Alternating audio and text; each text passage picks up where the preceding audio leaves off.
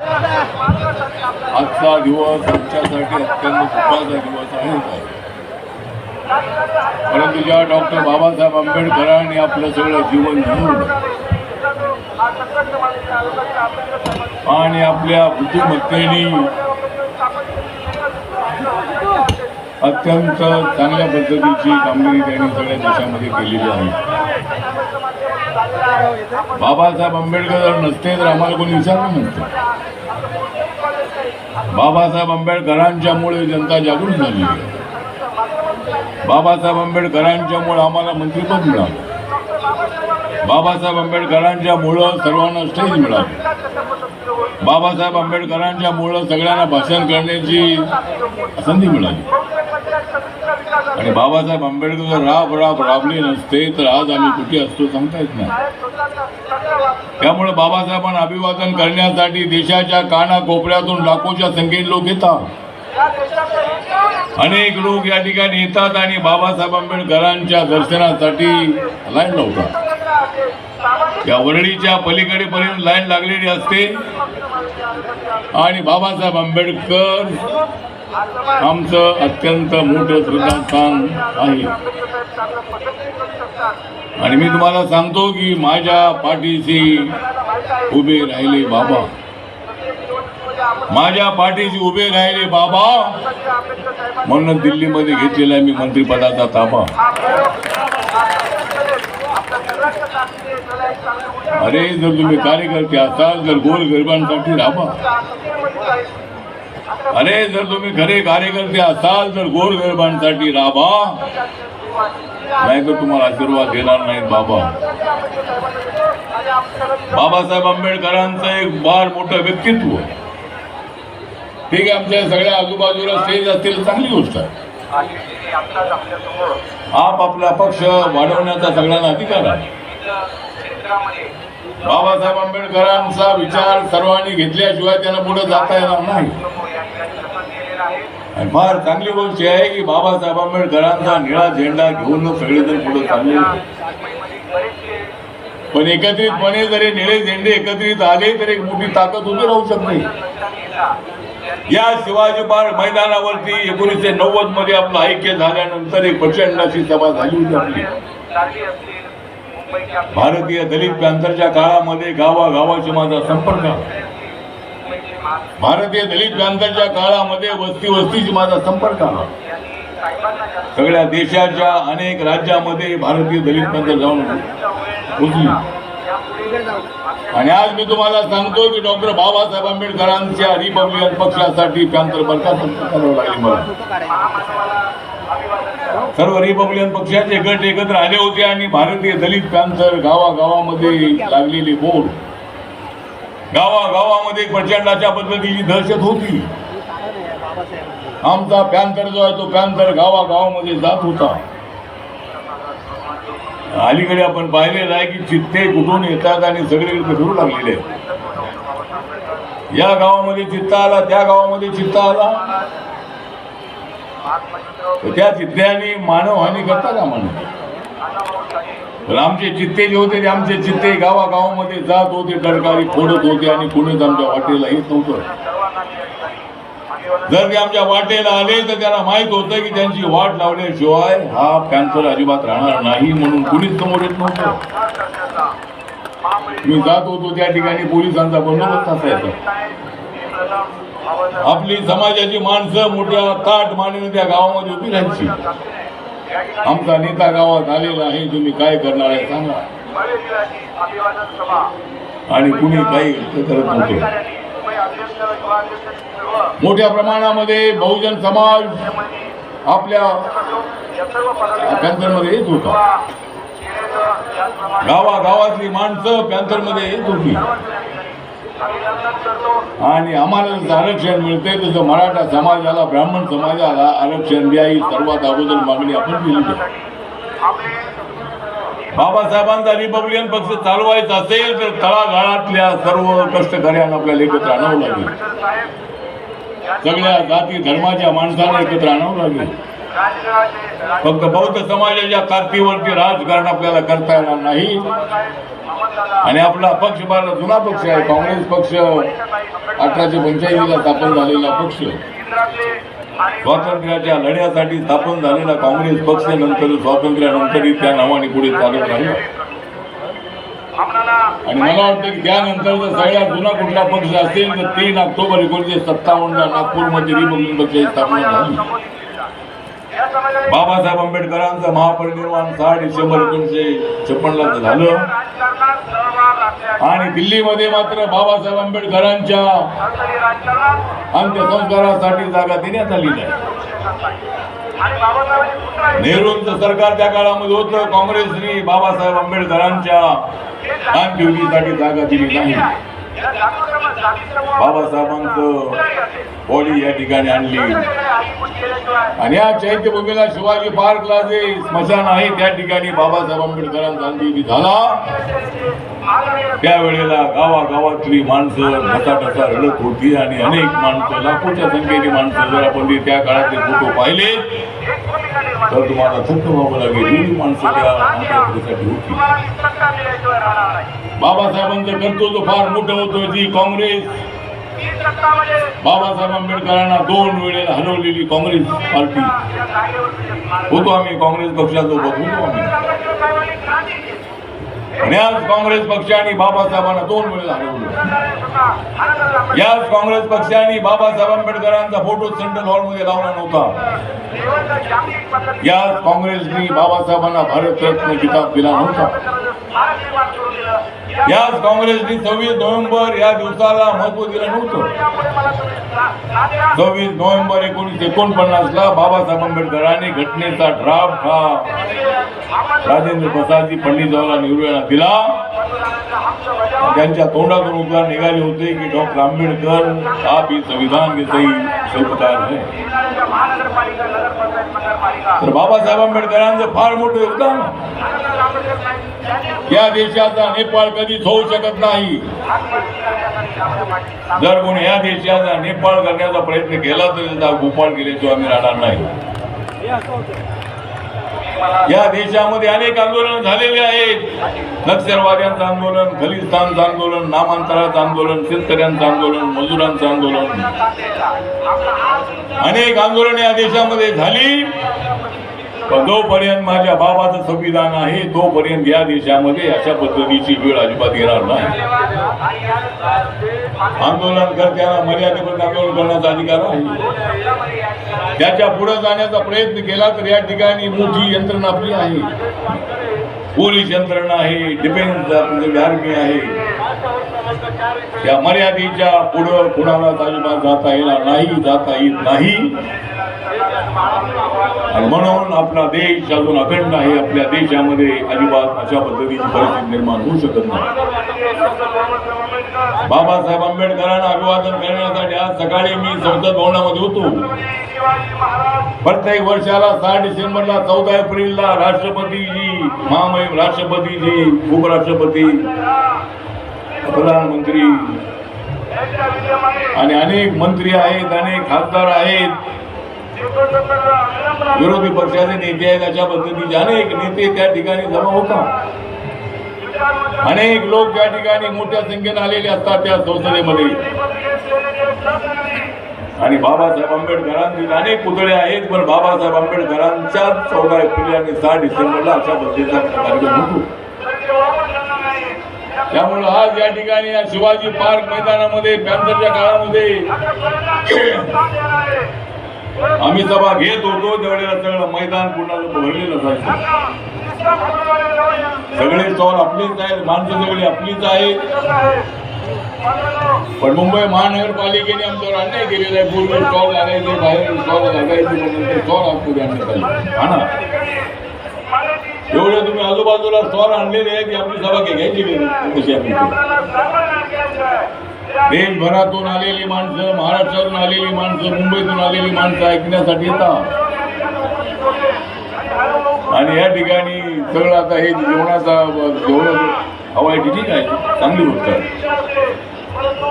पण सगळं शिवाजी पार्क मैदान सगळं व्यापून गेलेलं आहे, चांगली गोष्ट आहे, पण थोडी जागा मला ठेवली पाहिजे. आणि म्हणून या ठिकाणी जास्त बोललं पाहिजे असं नाही. आजचा दिवस आपल्यासाठी अत्यंत अभिमानाचा दिवस आहे, प्रेरणा देणारा दिवस आहे. बाबासाहेब आंबेडकर गेले, पण बाबासाहेब आंबेडकरांनी, लोक म्हणायचे की बाबासाहेब आंबेडकर ते जिवंत आंबेडकरापेक्षा मृत आंबेडकर अत्यंत खतरनाक असतील, घराघरामध्ये आंबेडकर पैदा होईल. आणि आज तुम्ही एक गोष्ट लक्षात ठेवायची आहे की अन्याय सहन करायचा नाही. अन्याय करणाऱ्यांना धडा शिकवणं अत्यंत आवश्यक आहे. अन्याय करणाऱ्यांना आम्ही अजिबात धडा शिकवणार नाही. पण आज दलितांवरती अत्याचार करणाऱ्या लोकांना सबक शिकवणं अत्यंत आवश्यक आहे. पुन्हा एकदा पॅन्थर सारखं संघटन उभं करायचं का, अशा पद्धतीची मागणी देशभरातून होते. मला अमेरिकेतून, इंग्लंडमधून, ऑस्ट्रेलियामधून, अनेक देशातून मला फोन येत आहे. पुन्हा एकदा दलित पॅन्थरचं संघटन सुरू करा. म्हणून तुम्ही एक गोष्ट लक्षात ठेवायची आहे की आपण सर्वजण काही 100 वर्ष 2 वर्ष जगण्यासाठी आलो नाही.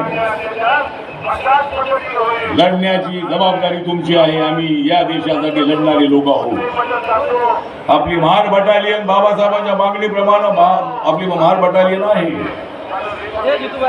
या महार बटालियन सारखं आपण आपल्या समाजासाठी लढलं पाहिजे, देशासाठी लढलं पाहिजे. आणि आपण त्या दृष्टिकोनातून कॅन्सरचा विचार भविष्य काळामध्ये आपल्याला करावा लागेल. आज गोरगरिबांना न्याय देण्यासाठी आपल्याला प्रयत्न करायचा. गरीब माणसाला न्याय देण्यासाठी आपल्याला झटायचं आहे. वेळ आली तर आंदोलन करायचं आपल्याला. आपल्याला चैत्यभूमीचा विकास करणं अत्यंत आवश्यक आहे. अनेक वर्षांपासूनचा तो स्तूप त्या ठिकाणी उभा आहे. त्या ठिकाणी भव्य अशा पद्धतीचा स्तूप उभा राहायला पाहिजे. आणि हिंदू मिलकडे जाण्यासाठी एक रस्ता बनवण्याच्या संबंधामध्ये सुद्धा आमची मागणी आहे. हिंदू मिलचं स्मारक आहे ते जगामध्ये अत्यंत नावाजलेलं असणाऱ्या अशा पद्धतीचं स्मारक असेल. माननीय नरेंद्र मोदींच्या काळामध्ये त्या ठिकाणी हे स्मारक करण्याचा निर्णय झाला. काँग्रेसचं सरकार असताना निर्णय अनेक वर्षांपासून आंदोलन चालू होतं. विजय कांबळे आणि अनेक लोक आंदोलन करायचे. आणि ते आंदोलन जे होतं ते आंदोलन सातत्यानं चालू होतं. पण काँग्रेसकडून हिंदू मिलची जागा देण्यासाठी निर्णय होत नव्हता. शेवटच्या काळामध्ये आनंदराज आंबेडकर त्यावेळेला हिंदू मिल मध्ये घुसले आणि मी दिल्लीला जाऊन पार्लमेंटमध्ये घुसलो. आणि 29 डिसेंबरला दिल्लीमध्ये एक भव्य अशा पद्धतीचा मोर्चा आपण काढला. पवार साहेबांना मी सांगितलं होतं की जर यावेळेला निर्णय झाला नाही तर सगळ्या देशातून आलेले जे लोक आहेत त्या लोकांमध्ये अत्यंत मोठा गैरसमज होईल. आणि काय होईल ते सांगता येणार नाही असं मी पवार साहेबांना सांगितलं. पवार साहेबांनी ताबडतोब आनंद शर्मा यांना बोलावलं. मला त्या ठिकाणी बोलावलं त्यांच्या कृषी मंत्रालयामध्ये. आणि ताबडतोब निर्णय झाला. पण तो निर्णय झाला तो 4 एकर 4.25 एकर जमीन देण्याचा. तोही निर्णय जो होता तोही निर्णय पूर्ण झाला नव्हता. आणि नंतर अचानक 2014 मध्ये काँग्रेसचं युपीचं सरकार गेलं आणि माननीय नरेंद्र मोदींचं सरकार या देशामध्ये आलं. काँग्रेसच्या भ्रष्टाचाराच्या विरोधामध्ये जबरदस्त अशा पद्धतीचे वार करत करत ते साऱ्या देशामध्ये फिरले. आणि रिपब्लिकन पार्टी ऑफ इंडियाने सुद्धा त्यावेळेला एनडीएला पाठिंबा दिला. नॅशनल डेमोक्रेटिक अलायन्स मध्ये आपल्याला माहित आहे माननीय अटल बिहारी वाजपेयींचं सरकार असताना जॉर्ज फर्नांडिस त्या ठिकाणी होते. ममता बॅनर्जी, नितीश कुमार, नवीन पटनायक, डीएमके अशा पद्धतीचे अनेक नेते, सोशलिस्ट नेते त्यावेळेला एनडीए मध्ये होते. आणि संरक्षण मंत्री म्हणून जॉर्ज फर्नांडिस त्या ठिकाणी होते. पुण्यामध्ये रेसकोर्स मैदान आहे. त्या पुण्याच्या रेसकोर्स मैदानावरती आम्ही रिपब्लिकन पक्षाची मोठी सभा घेण्याचं ठरवलं. गवई साहेब, कवाडे सर त्यावेळेला आम्ही सगळे एकत्र होतो. आणि ते मैदान काही मिळत नव्हतं. ज्या मैदानामध्ये इंदिरा गांधी सभा झाली होती, पंडित जवाहरलाल नेहरूंची सभा झाली होती, तर ते मैदान मिळत होतं. जवाहर फडणवीसांनी जाऊन भेटलो आणि ताबडतोब त्यांनी ऑर्डर काढली की रिपब्लिकन पक्षाच्या सभेसाठी मैदान देण्यात येत आहे. आणि त्या ठिकाणी रिपब्लिकन पक्षाची भव्य अशा पद्धतीची सभा त्या रेसकोर्स मैदानात झाली. बाबासाहेब आंबेडकरांची इच्छा होती की 14 ऑक्टोबर 1956 नागपूरमध्ये बौद्ध समाज दीक्षा झाल्यानंतर दुसरा जो कार्यक्रम आहे तो 16 डिसेंबरला मुंबईच्या रेसकोर्स मैदानावरती, मुंबई, कोकण, पश्चिम महाराष्ट्र, ठाणे या भागातल्या लोकांसाठी मुंबई जवळ पडते म्हणून या ठिकाणी तो कार्यक्रम ठेवला होता. पण बाबासाहेब आंबेडकरांचं 6 डिसेंबर 1956 महापरिनिर्वाण झाल्यामुळं ती सभा होऊ शकली नव्हती. पण त्याच रेसकोर्स मैदानावरती आपण सभा घेतली. जवळजवळ 10 लाखापेक्षा जास्त लोक त्या ठिकाणी आले होते, सगळ्या देशातून आणि महाराष्ट्रातून. आणि या शिवाजी पार्क मैदानावरती सुद्धा आपली सभा मोठी होत होती. आणि आपण सर्वजण या दृष्टिकोनातून काम करणारे आपण लोक आहोत. पोलिसांना नम्र विनंती आहे की पुढच्या वेळेला अशा पद्धतीची लाऊड स्पीकर बाजी होता कामा नये. ठीक आहे, शिवाजी पार्क मैदान सगळ्यांचं आहे, पण ते मैदान सगळ्यांचं असलं तरी सुद्धा या ठिकाणी अनेक वर्षांपासून आमची सभा होते. आणि महाडमध्ये सुद्धा 20 मार्चला आम्ही सभा सुरू केली कार्यक्रम. आणि नंतर आता सगळ्यांच्या सभा त्या ठिकाणी होऊ लागल्या. या तुम्ही त्या ठिकाणी वेळ देतात की 4 वाजता प्रकाश आंबेडकरांची सभा, त्याच्या अगोदर राणी कोणाची सभा, नंतर मग शेवटी आमच्या सभेला परवानगी असते. आणि त्यावेळेला इकडून लाऊडस्पीकर तिकडून लाऊडस्पीकर असं नसते. त्यामुळे पोलिसांना नम्र विनंती आहे की पुढच्या वेळेला लॉ अँड ऑर्डरचा विचार आपण करणं अत्यंत आवश्यक आहे. सभा होऊ द्या, सगळेच आपलेच लोक आहेत. पोलीस सभा कवाडी सरांची तिकडे सभा व्हायची, मीराताईंची प्रकाश आंबेडकरांची चैत्यभूमी सभा व्हायची. आम्ही काही चैत्यभूमीवरती आम्ही काय अलग केलं नाही कधी.